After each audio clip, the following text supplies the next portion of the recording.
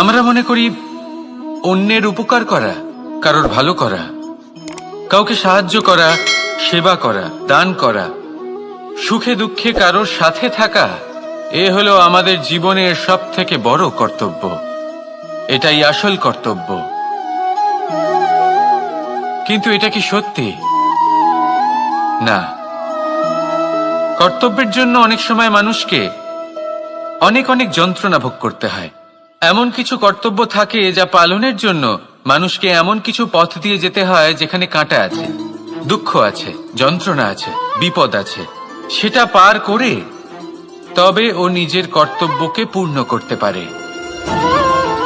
অন্যের উপকার, ভালো কাজ করা, কাউকে সাহায্য করা, দান করা, সেবা করা, সুখে দুঃখে সঙ্গ দেওয়া, এটা কর্তব্য নয়, এটা হলো আনন্দ। কারণ এতে আপনারই জীবন আরো সুখময় হবে, আপনি আরো সুখ পাবেন, আপনার স্বাস্থ্য আরো ভালো হবে, আপনি জীবনে আরো ভালো ভালো মানুষ পাবেন। আর সব থেকে বেশি যদি এ কিছু বাড়িয়ে তোলে, তাহলে তা হলো প্রেম। তাহলে একে কর্তব্য মনে করবেন না, এ হলো শুধুই সেই পথ যাতে অগ্রসর হয়ে আপনি নিজের জীবন অত্যন্ত সুখময় করে তুলতে পারবেন। তাহলে আপনি এটাই করুন, আর আমার সাথে ভালোবেসে বলুন, রাধা রাধা। আপনি কখনো একটা পর্বতকে দেখে থাকবেন। দিনের বেলায় যদি দেখেন এই পর্বতকে কত সুন্দর দেখতে লাগে, এত বিশাল, এত সুন্দর প্রকৃতির এই দৃশ্য দেখে মনে শুভ চিন্তার উদ্ভব হয়। এবার সেই পর্বতকেই আপনি অন্ধকারে দেখুন, ততটাই ভয়াবহ মনে হয়। এবার এটাই হয় মানুষের সাথেও, আর এটাই হয় অন্য কোনো স্থানের সাথেও। এবার এর কারণ কি? তাহলে কি মানুষের রূপ, তার ব্যক্তিত্বের কোনো মাহাত্ম্য নেই? না, এরকম কখনোই নয়। এর সমস্ত কৃতিত্ব পায় প্রকাশ। শুধুমাত্র এই প্রকাশই আপনার গুণকে, আপনার ব্যক্তিত্বকে, আপনার রূপ আরো উজ্জ্বল করে সংসারের সামনে নিয়ে আসে। তাহলে আপনিও অন্ধকার থেকে প্রকাশের পথে অগ্রসর হন, সেই মানুষগুলোর দিকে অগ্রসর হন, সেই দিশায় অগ্রসর হন যা আপনার ভেতরের গুণগুলিকে, আপনার ব্যক্তিত্বকে সংসারের সামনে আনতে পারে। যদি আপনি তা করতে পারেন, তাহলে আপনি জীবনভর সুখী থাকবেন। আসুন আর আমার সাথে ভালোবেসে বলুন, রাধা রাধা। আপনি কখনো সূর্যের আলোকে নিজের হাতের মুঠোর মধ্যে রাখার চেষ্টা করেছেন? আপনি নিশ্চয়ই জানেন যে সেটা সম্ভব নয়। আপনি জলকে কখনো বেঁধে রাখার চেষ্টা করুন, সেটাও সম্ভব নয়। কিন্তু যখন এই সূর্যের প্রকাশ, এই উত্তাপ পৃথিবীতে আসে, তখন ধরিত্রী কি করে? সে সমস্ত বনস্পতির মধ্যে তা ভাগ করে দেয়, তাদের বিকাশের সহায়ক হয়ে ওঠে। আর এই ধরিত্রীকে পুজো করা হয়, একে ধরিত্রী মাতা বলা হয়। সেই রকমই চন্দ্রমা রাত্রে যখন উজ্জ্বল হয়, নিজের আলো বিকশিত করে, তখন পথচারী পথিককে তার পথ দেখায়। সেই জন্য চন্দ্রমাকে দেবতা বলা হয়। ঠিক সেইভাবেই আপনি কখনো এই প্রকৃতিকে বেঁধে রাখার চেষ্টা করবেন না। একে আগলে রাখতে শিখুন, একে ভাগ করে নিতে শিখুন, ঠিক প্রেমেরই মতো। এই প্রেমকে কখনো নিজের হাতের মুঠোয় আবদ্ধ করার চেষ্টা করবেন না, বরং একে মন খুলে ভাগ করে নিতে শিখুন। এটা যদি আপনি শিখে নিতে পারেন, তাহলে নিজেকেও প্রসন্ন রাখতে শিখে যাবেন, অন্যদেরও প্রসন্ন রাখতে শিখে যাবেন। আসুন আর আমার সাথে ভালোবেসে বলুন, রাধা রাধা। দুঃখ কি, ভয় কি, এদের কিছুটা এইভাবে ভাবা যেতে পারে। জীবনে যখনই আপনি কিছু একটা লাভ করবেন, তখন সেটা হারানোর ভয় তার সাথেই চলে আসে। যেমন আপনি যদি ধন অর্জন করেন, ধন হারানোর ভয় তার সাথেই চলে আসে। সম্পত্তি অর্জন করলে সেটা লুট হবার ভয় তার সাথেই চলে আসে। আর এটা জীবনের সাথেও হয়। যেই মুহূর্তে আপনি জন্ম নেন, মৃত্যুর ভয় তার সাথেই চলে আসে। জন্ম না নিলে মৃত্যু কিভাবে হবে? মৃত্যুর ভয় কোথা থেকে আসবে? এবার এই ভয় কি সেটা আপনাকে বুঝিয়ে বলি। এই ভয় যদি মনের মধ্যে থাকে, জীবনে থাকে, তাহলে যা কিছু লাভ করবেন, সুখ, সম্পত্তি, সুবিধা, ধন, এইগুলি লাভ করার একটা আনন্দ থাকে, এদের সাথে জীবনযাপন করার একটা আনন্দ থাকে। এই ভয় সেই আনন্দ আপনার থেকে কেড়ে নেয়। ধরে নিন কাল আপনার মৃত্যু হতে চলেছে। এবার কালকের মৃত্যুর ভয় আজই মনে পুষে রাখলে তাহলে এই ভয় আজকের সুখ, আজকের শান্তি আপনার থেকে কেড়ে নেবে। ভয় এটাই করে। সেই জন্য মনে রাখবেন, ভয়ের সঙ্গ আপনি ত্যাগ করে দিলে জীবন যাপনের যে সুখ তা চিরকাল আপনার সাথে থাকবে। আসুন আর আমার সাথে ভালোবেসে বলুন, রাধা রাধা। আপনি কখনো কোনো পর্বতে চড়েছেন? কথায় আছে, যখন আমরা পর্বতারোহণ করি, ওপরে ওঠার সময় দুর্ঘটনার সম্ভাবনা কিছুটা কমে যায়। সেখানেই যখন পর্বত থেকে নিচে নামি, তখন দুর্ঘটনার সম্ভাবনা অত্যন্ত বৃদ্ধি পায়। অর্থাৎ নামার সময় আমাদের আরো ভারসাম্য বজায় রাখতে হয়, আরো সাবধানে থাকতে হয়, অর্থাৎ বিবেককে জাগিয়ে রাখতে হয়। এবার জীবনেও সাফল্যের পর্বত আরোহণের সাথে এটাই হয়। যখন আমরা সাফল্যের পর্বত আরোহণ করতে থাকি, তখন এমনি আমাদের লক্ষ্য আমাদের গন্তব্যের দিকে থাকে। আমরা নিরন্তর পরিশ্রম করি, চেষ্টা করতে থাকি, আমাদের মধ্যে সেই উৎসাহ থাকে, সেই সাহস থাকে। কিন্তু একটা কথা সত্যি, সমস্ত আরোহণের পরে অবরোহণ থাকে। আর এই অবরোহণই থাকে যেখানে বেশিরভাগ মানুষ নিজের ভারসাম্য বজায় রাখতে পারেন না, আর সেখানেই ভেঙে পড়েন। তাই জীবনে যদি সাফল্যের শিখরে পৌঁছতে চান, তাহলে আপনাকে নিরন্তর প্রয়াস করতে হবে, সংঘর্ষ করতে হবে, পরিশ্রম করতে হবে, আর নিজের লক্ষ্যের দিকে একাগ্রতা কেন্দ্রীভূত করতে হবে। তাহলে আপনি নিজের লক্ষ্য অবশ্যই পাবেন।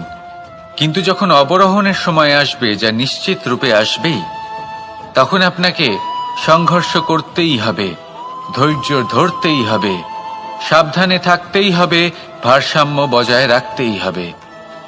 এটা হলো অত্যন্ত আবশ্যক, কারণ পরবর্তী সাফল্যের শিখরে আপনাকে পৌঁছতেই হবে, আর তার জন্য আপনাকে সুরক্ষিতভাবে অবরোহণ করতেই হবে। ঠিক কিনা?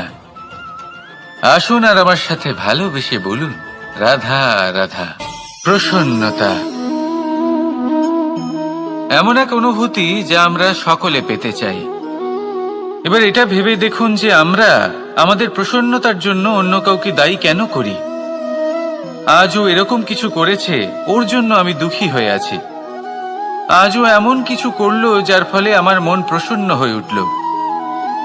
না, আপনাকে স্পষ্ট করে একটা কথা বলে দিই, আপনার প্রসন্নতা না শুধু আপনার নির্বাচন, না শুধু আপনার হাতে রয়েছে, বরং আপনি নিজের প্রসন্নতাকে নিজেই আকৃষ্ট করেন।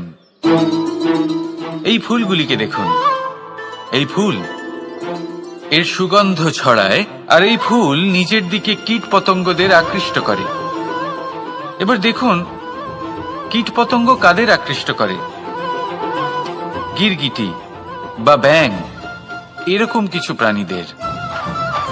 এবার এই যে ফুল, কীট পতঙ্গের জন্য এই যে ফুল, তার বিকাশ হয়, এ আরো প্রস্ফুটিত হয়, ওর বংশ আরো বৃদ্ধি পায়। তাই এর তাৎপর্য হলো সহজ, ফুল উচিত ব্যক্তিকে নিজের দিকে আকৃষ্ট করে।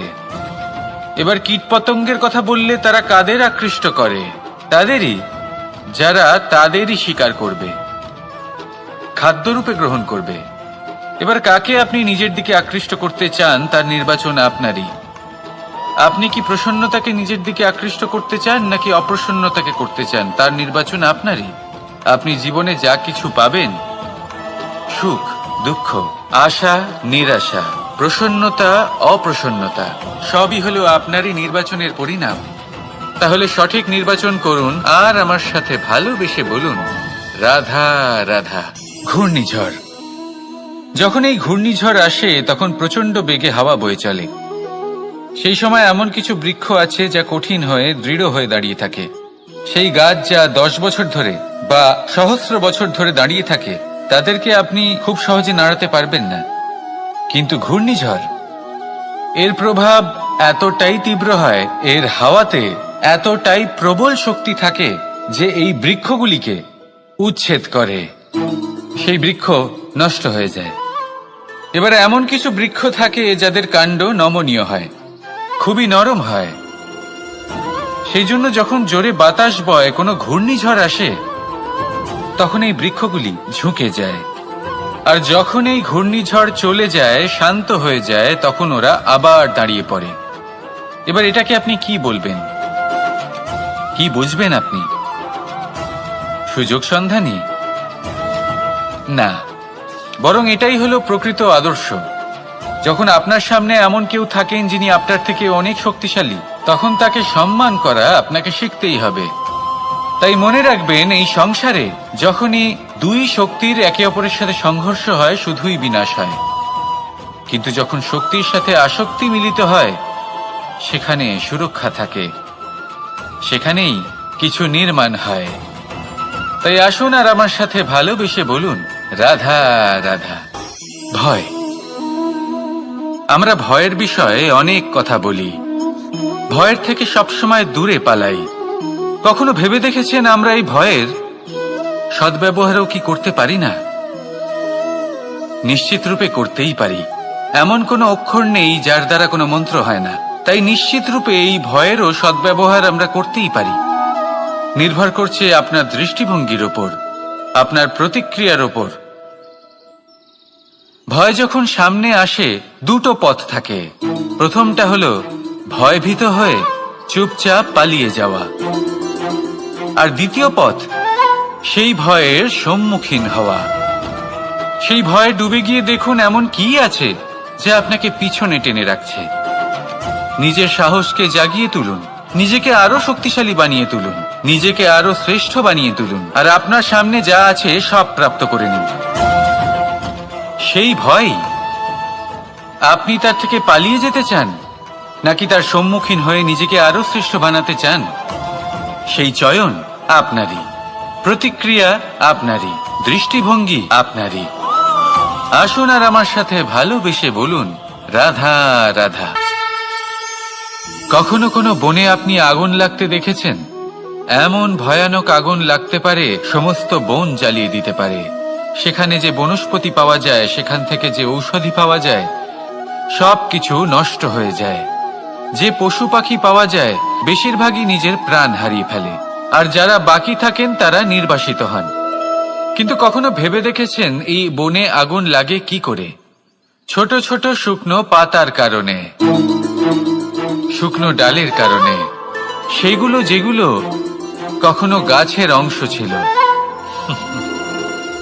সবসময় মনে রাখবেন, গাছ আমরা কুড়ুল দিয়ে কেটে থাকি, কিন্তু গাছ কখনো কুড়ুলের ডগা দিয়ে কাটা যায় না। বরং এই যে হাতলটা আছে, তাতে যে শক্তি লুকিয়ে রয়েছে, এই শক্তির দ্বারা গাছ কাটা হয়। এবার বলুন, এই যে হাতল, এ কি দিয়ে তৈরি হয়? স্বয়ং গাছের দ্বারাই। এর থেকে আপনি কি শিক্ষা পেলেন? যদি কেউ আপনজন হন, যে আপনার কোনো দরকারে লাগছেন, সেই কারণে তাকে নিজের থেকে দূরে করবেন না। যদি তার সাহায্যের প্রয়োজন হয়, তাহলে তাকে সাহায্য করুন। যদি তার সঙ্গের প্রয়োজন হয়, তাহলে তাকে সঙ্গ দিন। নিঃস্বার্থভাবে আপনজনদের বিকাশের পথে নিয়ে যান। নিজের স্বার্থ অনুসারে আপনজনদের নিজের জীবনে রাখবেন না। আসুন আর আমার সাথে ভালোবেসে বলুন, রাধা রাধা। জীবনে লক্ষ্য লাভ কি করে করতে হয়? কেউ বলবে বন্ধুদের সাহায্যে, কেউ বলবে প্রেমের সাহায্যে, কেউ বলবে নিরন্তর চেষ্টা করলে, কেউ বলবেন পরিশ্রম করলে, কেউ বলবেন ঈশ্বরের আশীর্বাদে, ইত্যাদি ইত্যাদি। আমি আপনাকে বুঝিয়ে বলি, এই যেমন ত্রিলোক আছে, অর্থাৎ 3 লোক আছে, যাকে সঞ্চালন করে ত্রিদেব বা 3 জন দেবতা। সেইভাবে নিজের লক্ষ্যে পৌঁছানোর জন্য 3টি ভাবের প্রয়োজন পড়ে। প্রথম ভাব হলো স্বপ্ন দেখা। আপনি যদি স্বপ্ন দেখতে শুরু না করেন, তাহলে সেখানে পৌঁছতেই পারবেন না। তারপর আপনাকে দৃঢ় সংকল্প নিয়ে সেই পথ যেমনই হোক তাতে চলতে হবে। এ হলো দ্বিতীয় ভাব, দৃঢ় সংকল্প। আর তৃতীয় ভাব হলো সেই লক্ষ্যের যাত্রা পূর্ণ করার জন্য প্রতিবদ্ধ হওয়া। তাই যদি আপনি স্বপ্ন দেখতে পারেন, দৃঢ় সংকল্প দ্বারা পথ যতই কঠিন হোক না কেন তাতে চলতে পারেন, আর সেই লক্ষ্য লাভের যাত্রা পূর্ণ করার জন্য প্রতিবদ্ধ হতে পারেন, তাহলে আপনি নিশ্চিত রূপে আপনার লক্ষ্য লাভ করতে পারবেন। তাই আপনি এটাই করুন আর আমার সাথে ভালোবেসে বলুন, রাধা রাধা। কথায় আছে যে জীবনে কিছু শুরু করার আগে স্বপ্ন দেখা অত্যন্ত গুরুত্বপূর্ণ, আর এটা 100% সত্যিও। কিন্তু কিছু মানুষ স্বপ্ন দেখা শুরু না হয় করে দেন, কিন্তু তারপর থামেনি না। স্বপ্ন দেখতেই থাকেন, তারা ভাবতেই থাকেন, কর্ম করেন না। এমন সময় আপনাকে নিজেকে জাগিয়ে তুলতে হবে। নিজেকে বলতে হবে যে এবার উঠে কর্ম করার সময় এসে গেছে। কারণ আপনারা যদি অত্যাধিক বিচার করতে থাকেন, স্বপ্ন দেখতে থাকেন, তাহলে উঠে কিছুই করতে পারবেন না। আপনি শুধু একটা কাজ করুন, উঠে কর্ম করা আরম্ভ করে দিন। তারপর ভেবেচিন্তে ধীরে ধীরে নিজের কর্মকে দিশাও দিন আর তাকে উচিত গতিও দিন। কারণ এটাই হলো সাফল্যের মূল মন্ত্র। না শুধু কর্ম করুন না ভাবনা চিন্তা করে, আর না শুধু ভাবুন কর্ম না করে। সাফল্যের মূল মন্ত্র হলো এর ভারসাম্যে। তাহলে এটাই করুন, সাফল্যকে লাভ করুন আর আমার সাথে ভালোবেসে বলুন, রাধা রাধা।